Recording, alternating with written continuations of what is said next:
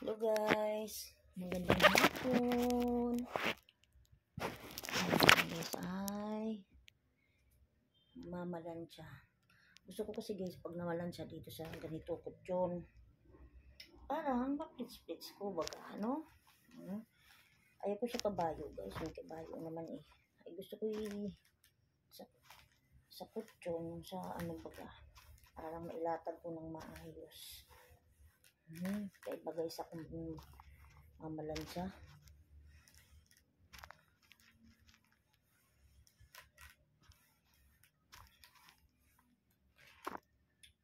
Lansya muna tayo. Non-uniform ng mga Junakises. Kasi tomorrow, Lunes, may pasok na naman ang ating mga Junakis. Ganyan sadya ang buhay ng magulang, isang-isang ina. Diba, guys? Well,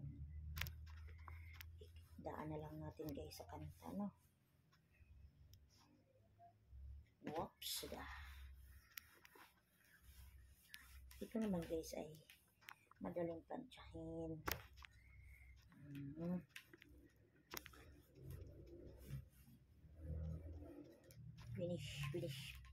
Finish or finesse.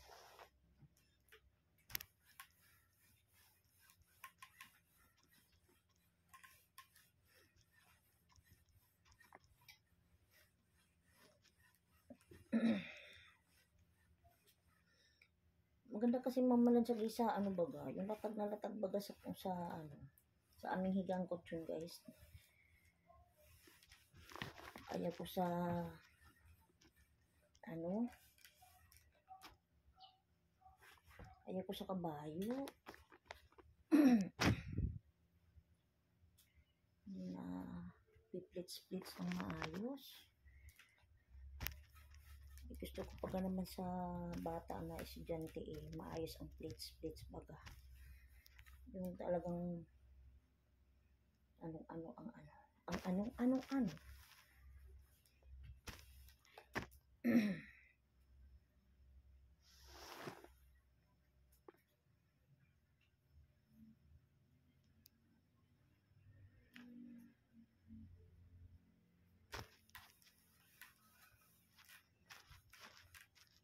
Today is Sunday, October 1, guys.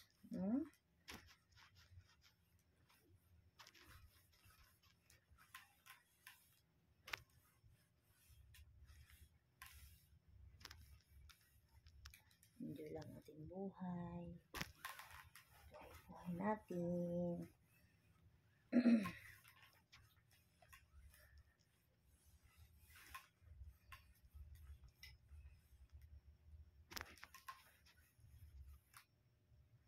Life is the moment each place where a dream is gone. It's a lonelier place. May pakanta muna si Mayura guys ha. I kiss the morning goodbye, down inside. You know I'll never know why. The road is never alone, with eyes hypnotized, and the feeling is strong. I turn away from the wall, I stumble and fall, but I give you it all. I am a woman in love, and I do anything to get you into my world and hold you within. It's alright, I depend over and over again. What can I do?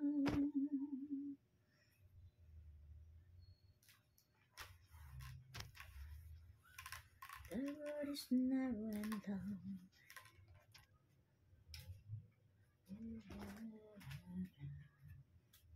and the feeling is strong. Ang init guys. I'll turn away from the wall. It's tumble and hard, but I give you it all. I am a woman in love, in it to anything, to get you into my world and hold you a dream. It's alright, I depend. Sa totoo lang guys, natuto akong mamamalansya nung ako ay nag-abroad. 1990, 1991, pumunta ako ng Dubai. 1991, dalaga pa ako guys. Wala akong kamo-amo sa trabaho guys. Sa totoo lang guys. Doon ako nagkandaiyak. Ganito pala ang buhay ng isang abroad. Marius ito. Tunay na tinatambakan ka ng daming-daming labahin, daming-daming pantsahin, na mga damit pa ng mga Arabo ay talagang parang akala may sa pari. Ang Diyos ko guys, sa totoo lang. Iyak ako eh. Kaya relate na relate ko kayong mga OFW. Alam na alam ko kayong hirap na hirap kayo dyan. Hindi madali ang isang OFW. Kaya kayong mga OFW, mga pamilya dito sa Pilipinas, sa totoo lang, hindi madali kumita ng pera sa ibang bansa, lalo na mga OFW. Hirap na hirap ang inyong pamilya doon. Kaya kayo ay magtipid sa pera. Kung hindi naman kailangan, huwag bilhin. Bilhin lang na talagang kailangan, lalo na ngayon sa hirap ng buhay. Diyos ko, kalaga ninyo ngayon. Nung ang una, mura lang ang bilihin sa hirap ng kumita ng pera. Nung una, ano pa lang, ang sahod ko pa lang noon, 500 dirham lang. Sa pera natin, 5,000.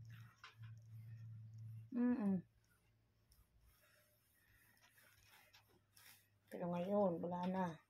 Ngayon, ang sweldo ngayon sa abroad ngayon nasa 21, 20,000, ganun sa kataasan sa mga OFW ha.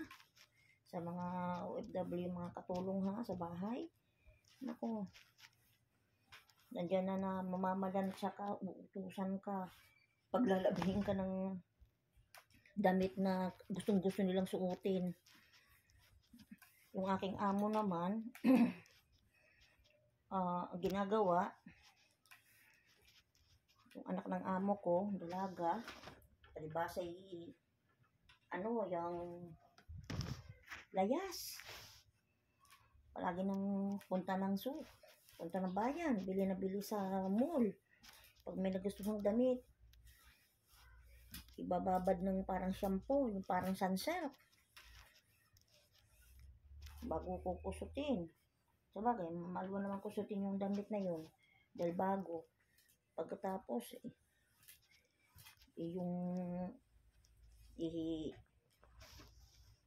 tabog ba ganito, dryer. Pagka dryer, dito yun na, kukunin na, sasabihin sa'yo, Rose, sabi uti, yala, absara. Ginoo. Bira nyo guys, Diyos ko. Kaya alam ko kayong mga OFW, hindi kayo nagdadampak ng pera dyan. Anak, pahingi akong coke. Buksan mo yung piyaya.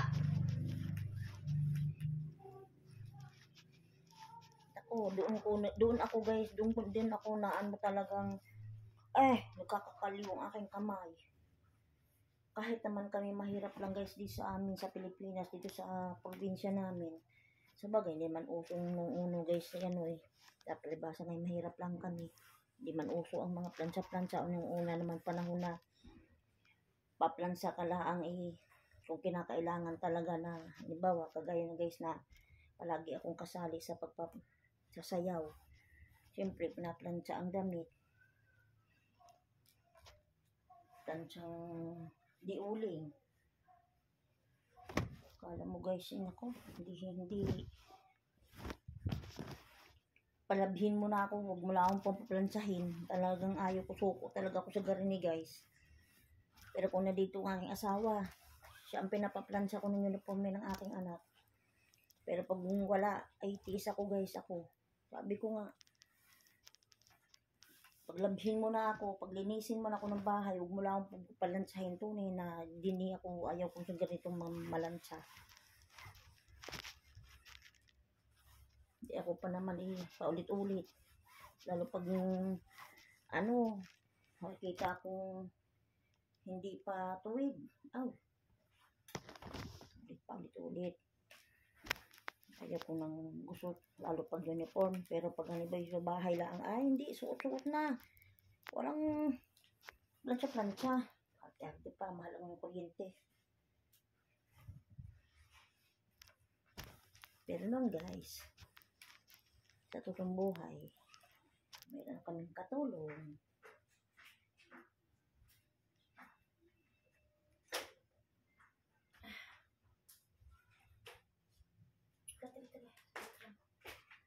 Dito.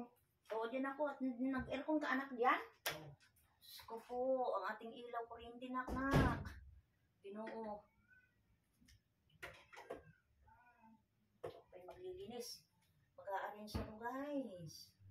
Pagkatapos ko dito, linis muna ako ng bahay. Magmamakina ako, magbabakyum guys. Oo, ayos na.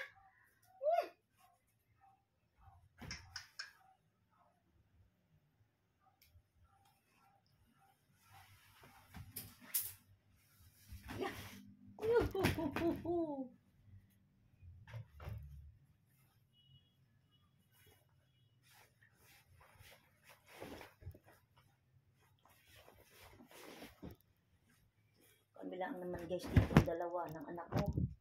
Diyos ko. Guys, maglilinis pa ako ng kwarto ko. Ay, nagpalit ako ng bedsheet. Mamaya ako palitan. Ano lang ako. Mamalansya. Papalit ako ng mga kortina. Bedsheet. Nalabahan ko na. Papalit lang ako ng bedsheet sa aking kama. Kahirap ng kaliwiti. Agoy. Sabi ko nga sa inyo guys, mas gusto ko pa maglaba, maglinis ng bahay. Huwag mo lang akong pagpaplansahin. Kaya minsan pag nadating ang aking asawa, plansahin mo muna ang uniforme ng anak mo. Ito na sasabihin naman ng asawa, nakauwi pa ako. Nautusan naman ako. Ako'y busing sa barko dito iutos-utusan mo ako Sabi sa akin, busing ako sa barko Dito sa bahay, ako'y utusan mo Ako'y, hindi. Dito, katulong ka sa akin. Ako, mando-mando lang ako sa barko dito Ako minamanduan mo Ay sabi ko, iba ka dito. Baka gusto mo makulata ka. Tatawa sa akin, sasabihin sa akin pare si Bisaya. Pare si Bisaya, maldita. Ay hindi naman. Depende naman yun sa mamalditahan naman. Pag maldita ang kaharap, maldita din. Pero pag ang kaharap na may napakabait, bakit ka magmamaldita? Para ka sa lugar ha. So, grabe naman ang ugali nun. Magmamaldita ka, kabait ng kaharap mo. Nagmamaldita ka, diba? Diba guys? Hindi naman maganda yung ganun. Mamaldita ka, ilugar mo, ang maldita mo. Pero kung halimbawa nga, yung iyong kaharap ay walang hiya, ay doon tayo bakbakan. Pero pag tayo mabait ang kaharap mo, bakit naman? Sama naman yun, di ba? maganda yun. Ilagay mo ang iyong kamalditahan. Hindi yung mamaldita ka, alam mo kung sino ka, diba? Pawis guys, oh. Nagmamakina pa ako guys ng aking kwarto. Kalat pang kwarto ko guys, oh. Wala pang sapin ko ng aking kama. Balas. Di ko binuksan guys ang ano, ayaw ko mag-electric pan guys pag ako natals na ano kasi ang aking pinaplansya pag ako nag-electric pan. Nalipad, napapayad ang damit. Kaya hindi ako nag-electric pan. Ang aking anak nagko-computer, bukas pang aircon Diyos kong batang ito, laki na aming kuryente guys.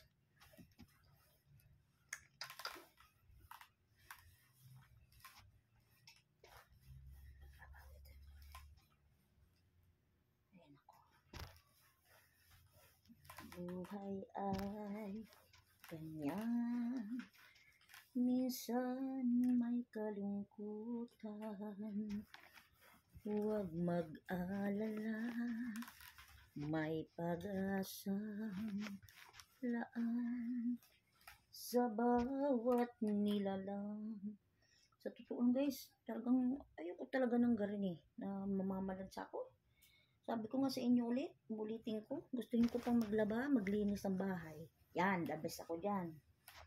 Sa bahay, maglinis. Nako. Kakagulo tayo guys, pag madumi ang iyong bahay. Maligalig talaga ako guys sa bahay. Pag madumi, ay dyan tayo. Kagulo. Kaya yung mga anak ko, magaling na lang. Sabi ng anak ko,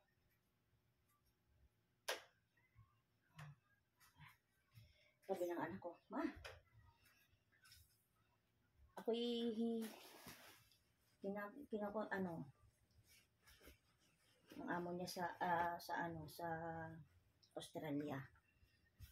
Dahil siya guys nasa hotel lang ang anak ko sa Australia. Anak ko po. Sabi niya, ma, alam mo ma, tinix ako ng manager ko.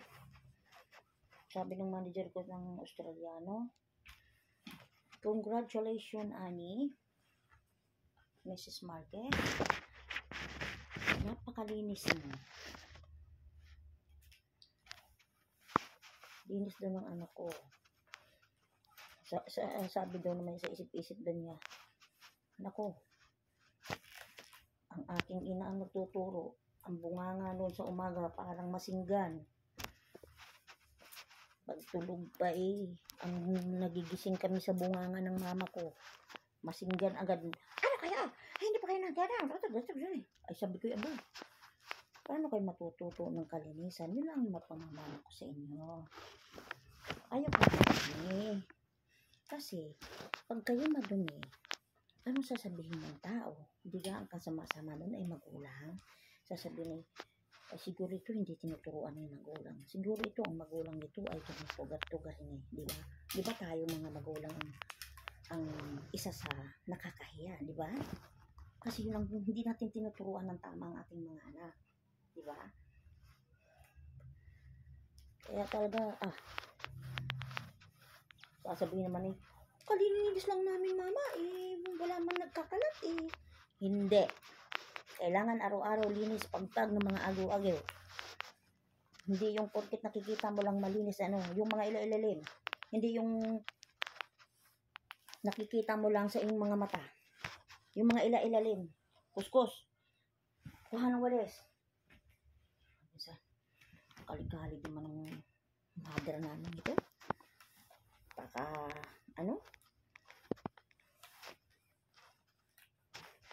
Kalig-kalig.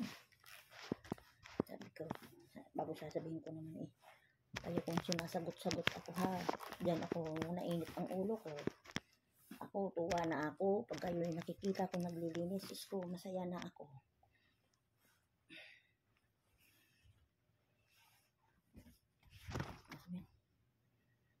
Pero kaya mga guys, tulaan. Kapuri-puri ng kanilang mga manager.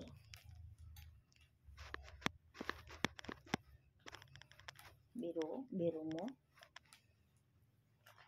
Chinat pang anak ko, tinawagan pang anak ko. Kinongrats na pinakamalinis sa lahat ng ano doon sa ating hotel. Ba, proud ako doon ha. Bilang isang inang. Bakit? Sabi ko, sinasabi ko sa inyo. Yan ang pamana ko sa inyo. Huwag laang yung nakikita ninyo ang inyong linisin. Kailangan ka, sulok-sulukan ka, ilaliman. Maniwala kayo sa hindi guys. Gano'ng kagabigat itong kutsyon ko. Nag-iisa ko. Ginaganyan ko. Inaano ko ang ilalim. Pag hindi ko abot ang ng vacuum.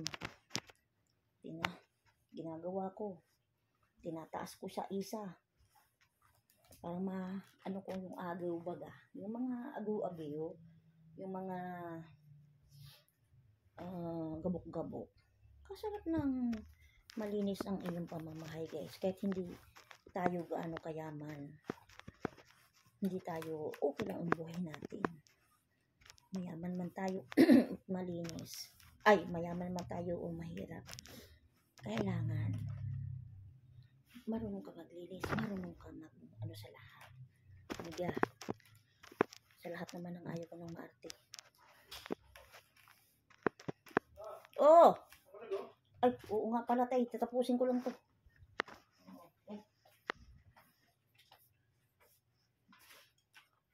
Ano yun, nalamig na? Ay, lamig na, nawala ng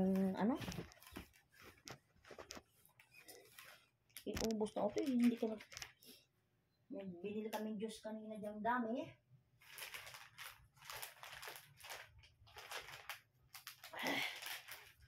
Cook guys. Doon mo na dali. Doon mo na saglit ka. Tapos na dali. Baka masusunod. Kailan may inom po kasi. Ay, hiyamon. Dali. Ubus ko ito. Bahala ako.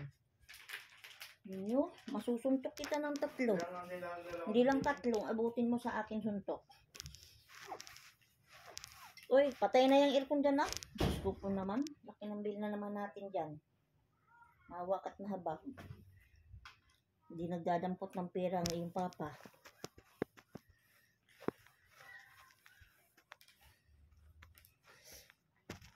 Hindi pa nga kahit nga matanda ng aking asawa.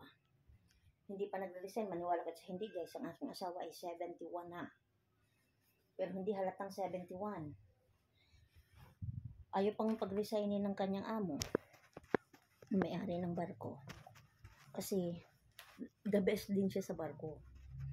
Siya ay palagi ng number 1 sa kalinisan sa barko. Kaya hindi siya bitawan. Ngayon, sabi ng may-ari ng barko, Chief, sumama ka na lang, magmando ka na lang. Tuloy ang sweldo niya. Mando lang siya. Pero minsan, nagtatrabaho din siya. Dahil katuwiran man niya, malakas pa naman siya. Tinuturo lang niya kung paano malinis. Ito ganito rin eh. Nagsama nga kami guys na mag-asawa na malinis sa bahay. Totoo lang. Lababo. Number 1 dyan guys. Ay, lababo at saka yung CR. Pag ikaw ay malinis, makikita mo sa isang taong malinis, ano? Doon mo makikita. Pag malinis ang banyo, malinis ang kusina mo, ang lababo mo, malinis ka na sa lahat ng nun. Guys, natapos din. O ano? Tatay. Ano ka? At least hindi gusot. Ngayon guys, ay nga ako saglit. Ngayon guys, maglilinis ako ng kwarto, magmamakina ako. Then, magpapalit ako ng mga bedsheet. Kasi nalabahan ko kahapon yung mga bedsheet eh. Naglaban na ako kahapon na bedsheet.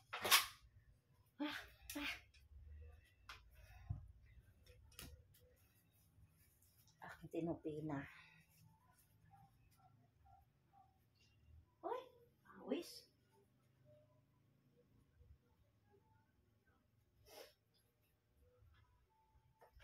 You touch my love with the softness in the night. May kunti isa. May kunti tayo. Ano. Bye-bye guys.